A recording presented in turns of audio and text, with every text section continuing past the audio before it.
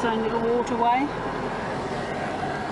The river that they get the water from under the sand, and now they've got flash houses there. A little peninsula of sand. A mile-long jetty over the other side to carry the goods from the ships to the city. Here's the dish that ran away with the spoon. The spoon's gone. They divorced. They separated. The spoon's gone. It's a very sad story, really. But here's the dish. It's out of action. It's died of sadness at the loss of the spoon. And it was important for the first moon landing, for televising it all over the world. Buzz Aldrin opened the museum, and we didn't even bother to go up and see it. It's just a sad remnant of the past. A really, really sad story. There's nothing to the Wurmel Roadhouse. Limited water, so you could die of thirst. We actually have plenty of water, so we're fine. And then there will be some stromatolites, then Shell Beach, then Denham for 3 days while we go to see the dolphins. Over and out. We were just flown to the other side of the road by an unknown force, possibly an attempted abduction by aliens, but we're still here to tell the tale. I've got it on close up, just coming up. They're young ones. You might think they're going to get run over. There they go. Oh, go on, shoot. Run for the camera. Run away. That's the way. Run, run, run, run, run, run. Action shots. This is the turn off for the World Heritage Drive going to Denham, which is near Monkey Mia, to see the dolphins. Telegraph station. Useless loop. There we are. Shark Bay World Heritage Area with its own special gateway. Stromatolites are examples of the earliest form of life on the planet. Similar to the first forms of life on Earth. Scientists thought all the stromatolites had been destroyed, but there are some living. And the jetty over there, I think. There we go. Very pretty. Jetty, yeah. They're not very talkative, our relatives. Definitely stumpy, upright ones, these. And they're alive. They give out oxygen, and they put enough oxygen in the air for all the other organisms to grow from wherever. This is what you can see. A lemon shark, a stingray, a hermit shark, a turtle. We're now entering Denham. We passed an emu and a 10 dugong and a bilby sign. Denham Bay.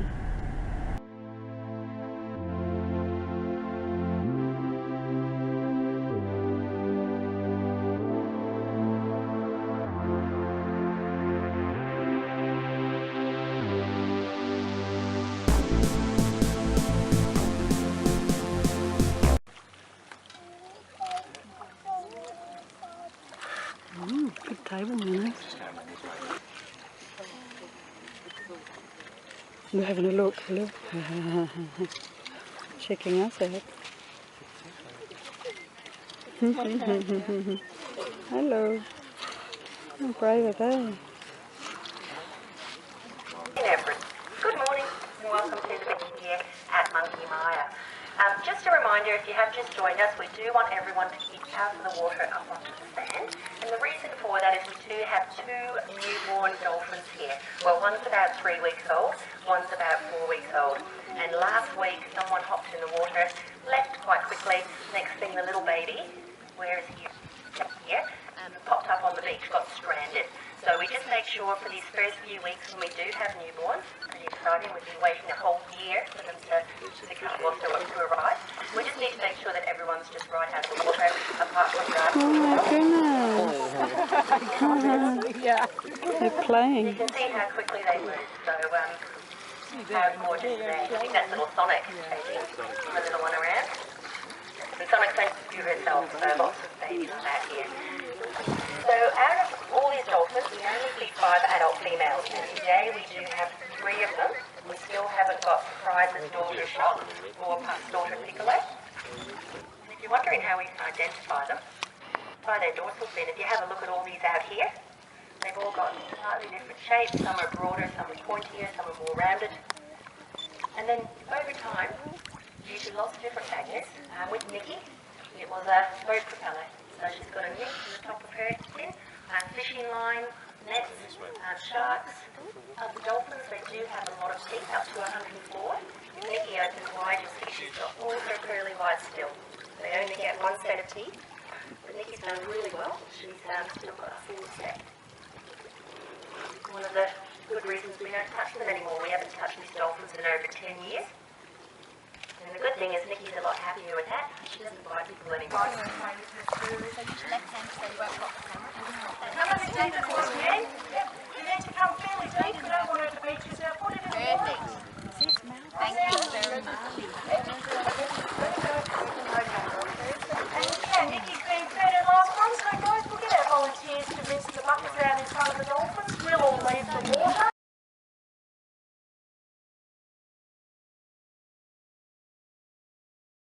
Just come into the Peron National Park.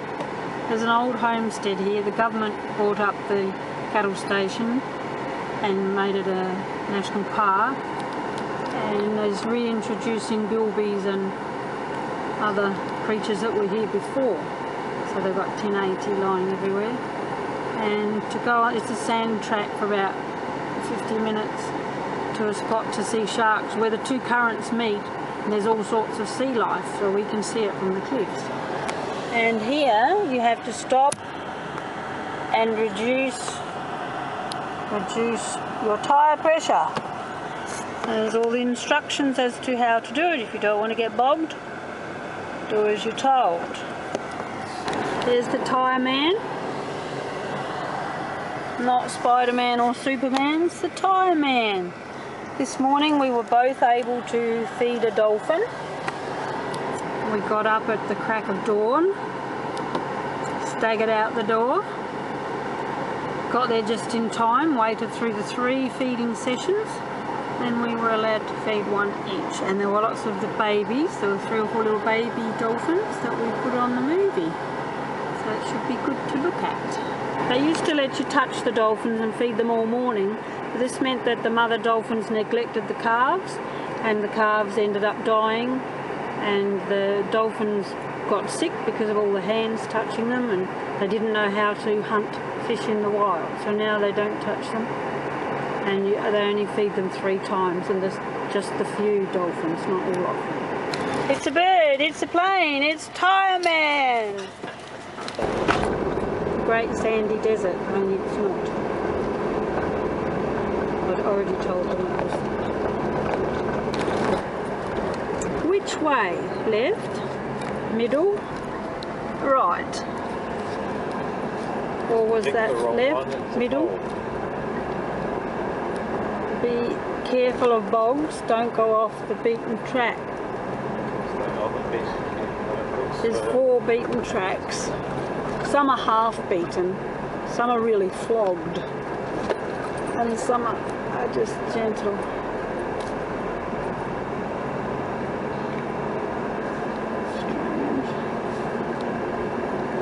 Left, right, centre. Oh my God, that's got a big tip. We're just looking for somewhere solid to turn around. We got bogged. We're about 10 k's to the Cape. So we're going backwards through our own tracks. See if we can find a hard place.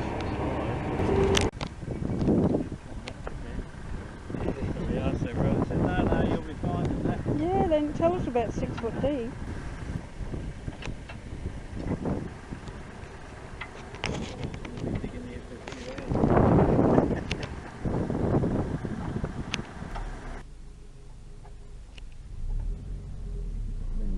He's already done this before. Okay.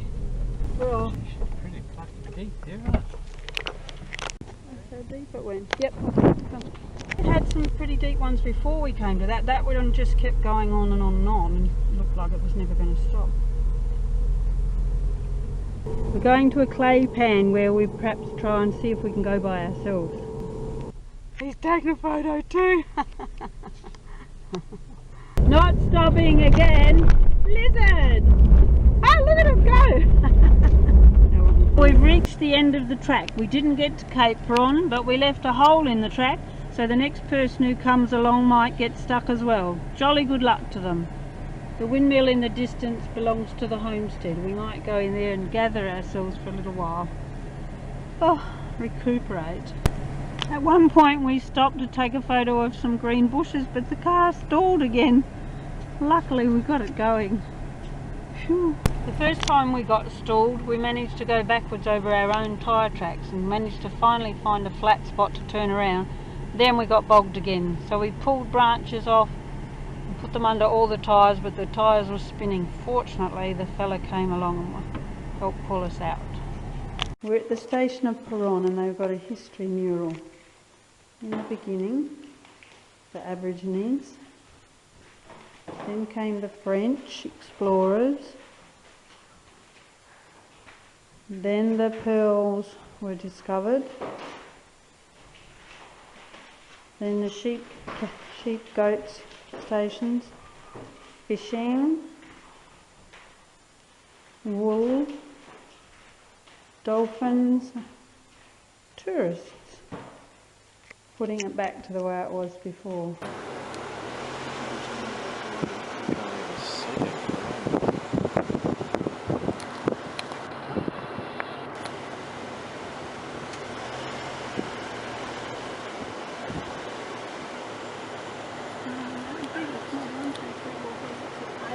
There's one coming here on your left. Two of them.